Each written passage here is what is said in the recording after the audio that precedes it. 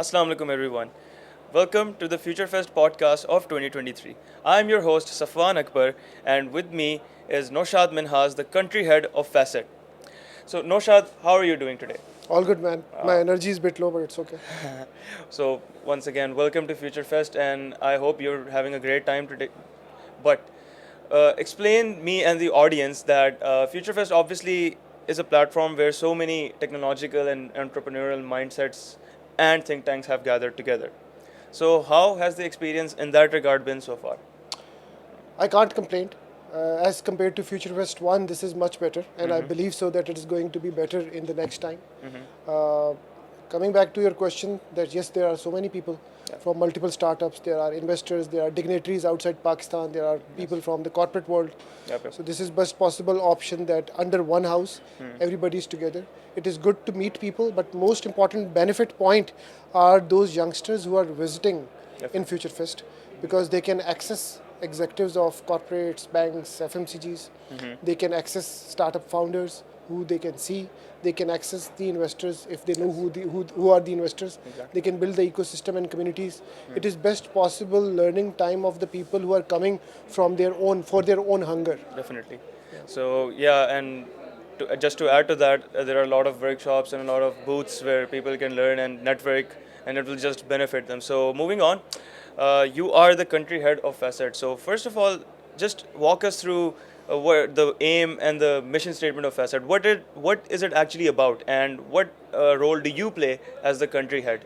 What affairs do you have to look after? Excellent question. So, Facet has a higher goal by the founders Mohammed Rafi and co-founder Daniel. They wanted to democratize finance and have finance accessible for masses. Okay. And they wanted to, and they have launched Facet in frontier markets, all the emerging markets, not the developed markets, predominantly Islamic frontier markets. Their vision is to have Islamic platform in digital assets, which is accessible to many people in various age groups Yes. and country to country use case specific. Okay. My role is I'm helping them to achieve this goal. My personality type adds steroids to the mission of the people, Oh, that's wonderful. the way they are. So I can scale very fast and scale to the masses. Second, as me being a senior subject matter expert in banking and financial technology, Yes.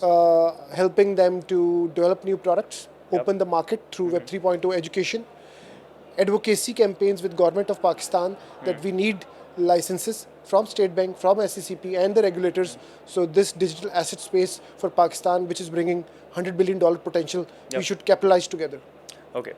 So, since just like you explained, you see, it is obviously a very, very big responsibility on you because of being the country head requires a lot of work and a lot of dedication.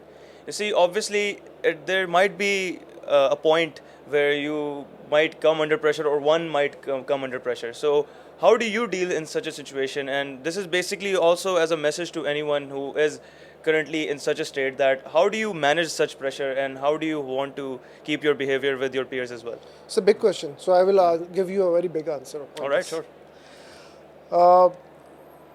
There are tough situations when I was in banking.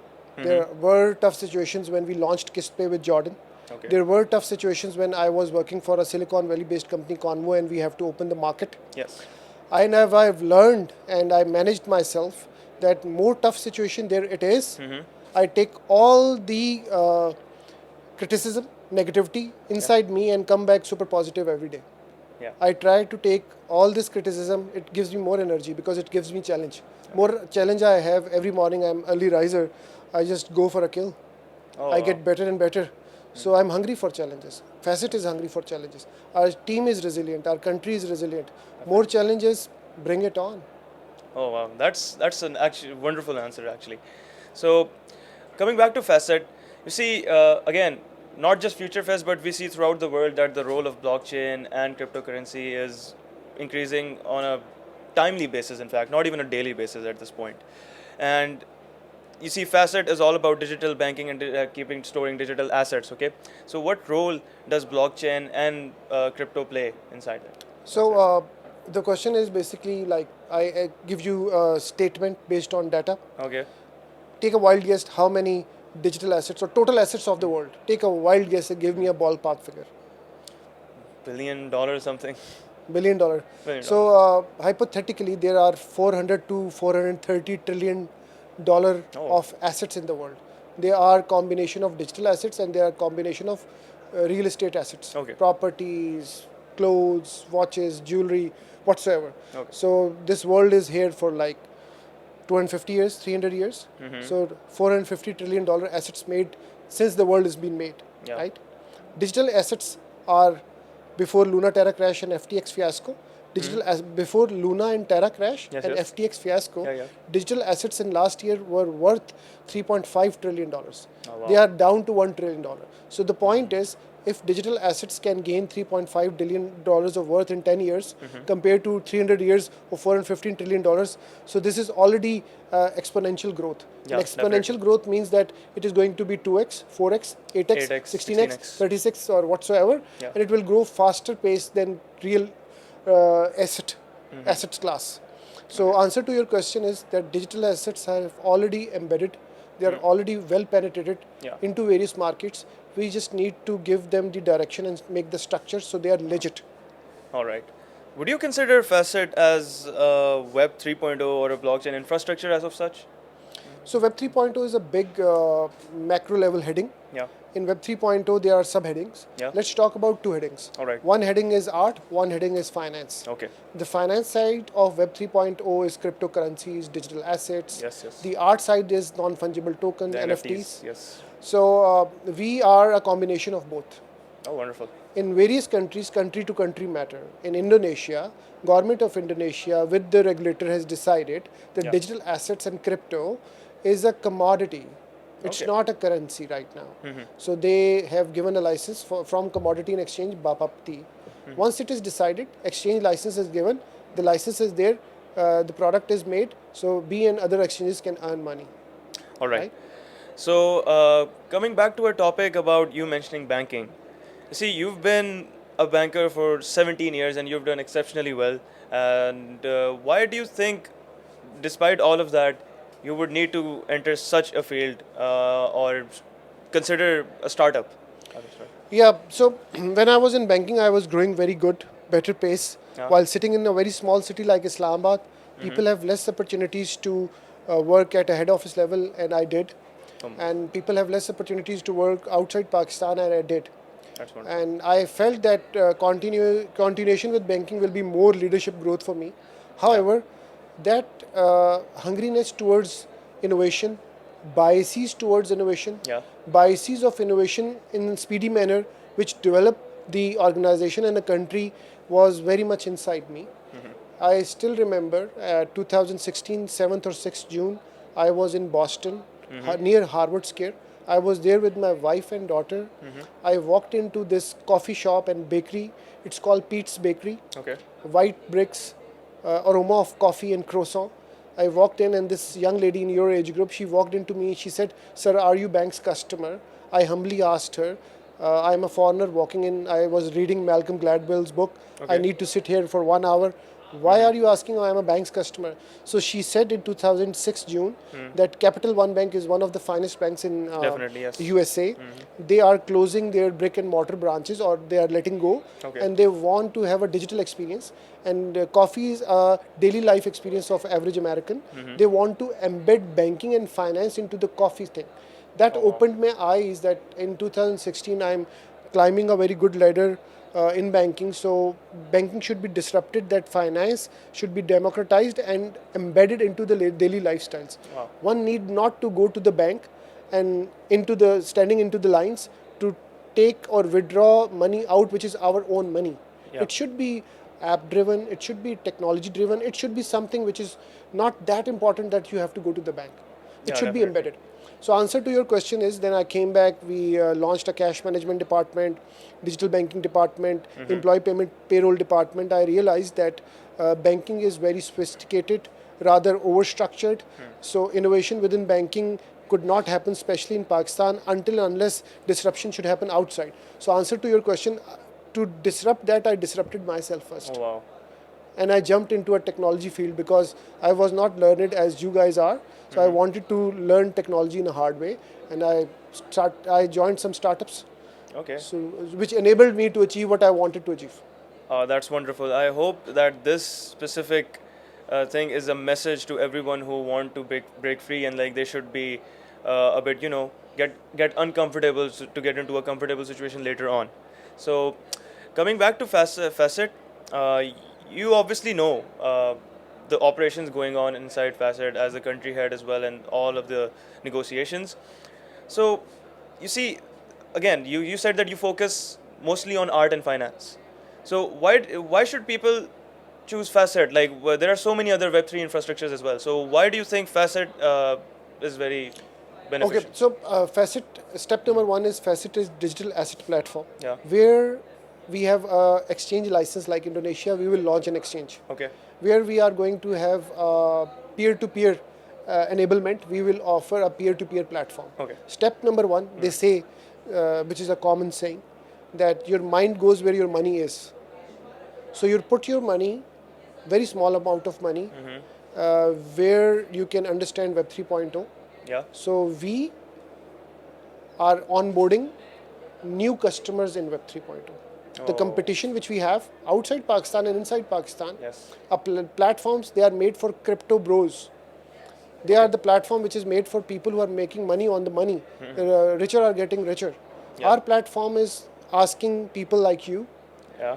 that utilize Web 3.0 technology from the financial element, learn Web 3.0. That is why we are providing free of cost education with Prime Minister Youth Program, which is opening eyes and minds of Pakistanis that what is Web 3.0, what is the bigger picture, and also there is a product which is going to be launched so they can invest a very small amount of money and understand the dynamics of Web 3.0. Okay. So the difference is that we are going after for NTBs, new to business. Oh wow. All right, that pretty much answers another question of mine, which I was going to ask, which is that if anyone is new to such a field or such a topic, then how will Facet, how will Facet help them in a way to make them learn about this? Because a lot of people have misconceptions when it comes to this category, and I think it is very important to educate yourself over this, especially blockchain and Web 3.0, which is rising, like I said, on a timely basis in this day and age. So yeah, since Facet, you said that it will give free of cost education.